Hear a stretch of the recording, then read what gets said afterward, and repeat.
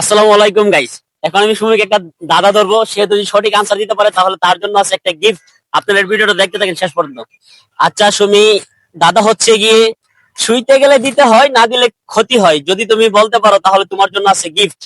দর্শকের সামনে তোমাকে গিফট দেওয়া হবে। এটা কি?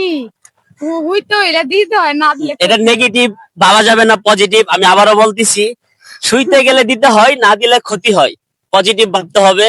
যদি সঠিক আনসার দিতে পারো তাহলে তোমার জন্য আছে গিফট। এটা কি হইতে পারে? খুবই সহজ, খুবই মানে অনেক সহজ একটা প্রশ্ন।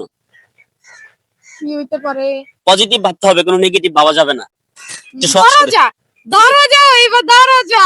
হ্যালো গাইস, আপনারা কমেন্টে জানিয়ে দেন তার আনসার সঠিক হয়েছে কিনা। আশা করি তার আনসার 100 সঠিক হয়েছে। সে এখন গিফট পেয়ে যাবে। গিফটটা তাকে দিতে হবে সাথে সাথে, যেহেতু আমি বলছি তাকে আমি গিফটটা দিয়ে দিচ্ছি। আপনারা দেখেন, গিফট তো পাইতেছি না কুইটা। এই যে তার গিফট।